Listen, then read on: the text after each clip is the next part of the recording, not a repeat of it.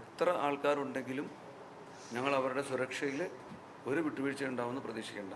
വളരെ കൃത്യമായിട്ട് ആ പ്ലാനിങ് നമ്മുടെ ഭാഗത്തുണ്ട്. പക്ഷെ ഞങ്ങൾ വളരെ ഫലപ്രദമായിട്ട് ആൾക്കാരുടെ നിർദ്ദേശിച്ചനുസരിച്ച്, ഇപ്പോൾ വേറൊരു കാര്യം വെച്ചാൽ ഇവിടെ കുക്കിംഗ് നിരോധിച്ചിട്ടുണ്ടെന്ന് നിങ്ങൾ അറിഞ്ഞു കാണും. അത് തന്നെ ഇവിടുന്ന് അന്നദാനം കഴിച്ച് പോകണം എന്നുള്ള രീതിയിലാണ് നമ്മൾ അവരെ ബോധ്യപ്പെടുത്തിയിരിക്കുന്നത്. അതിനപ്പുറത്തേക്ക് ആരെങ്കിലും ചെയ്താൽ പോലും അവരുടെ സുരക്ഷയെ മുൻനിർത്തിക്കൊണ്ടുള്ള പ്ലാനുകൾ നമ്മൾ ഉണ്ടാക്കിയിട്ടുണ്ട്. ബുദ്ധിമുട്ട് വരുമെന്ന് പ്രതീക്ഷിക്കുന്നില്ല. നൈറ്റുണ്ട്, റൂഫ് ടോപ്പ് പെട്രോളിംഗ് ഉണ്ട്, മരങ്ങളുടെ മുകളിൽ നിന്ന് ആൾ പോകുന്നത് നോക്കാൻ ആളെ നിർത്തിയിട്ടുണ്ട്, എല്ലാം ചെയ്തിട്ടുണ്ട്. പിന്നെ നിങ്ങളുടെ സഹകരണവും ഞങ്ങൾ പ്രതീക്ഷിക്കുന്നുണ്ട്. ഔദ്യോഗികമായിട്ടുള്ള വ്യൂ പോയിന്റുകളെല്ലാം നമ്മൾ അതാണ് ഇടുക്കിയിൽ കൂടുതൽ ആളെ ഇട്ടിരിക്കുന്നത്. 10ഓളം സന്നിധാനത്തും ഇടുക്കിയിൽ ഇതുപോലെയുള്ള 3 പ്രധാനപ്പെട്ട സ്ഥലങ്ങളുമുണ്ട്.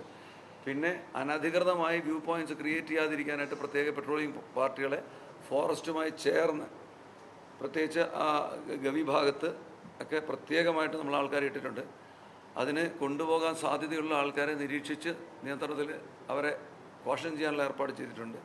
ഈ തിരുവാഭരണ പാത വഴി അങ്ങോട്ടും ഇങ്ങോട്ടും പോകുന്നിടത്ത് ഫോറസ്റ്റുകാരെ പ്രത്യേകം ഷട്ടം കിട്ടിയിട്ടുണ്ട്. അതെല്ലാം നമ്മൾ ചെയ്തിട്ടുണ്ട്. ബാക്കി അവബോധം ഉണ്ടാക്കി കൊടുക്കേണ്ട ഒരു വലിയ ചുമതല നിങ്ങൾക്കൂടെ ഉണ്ട്.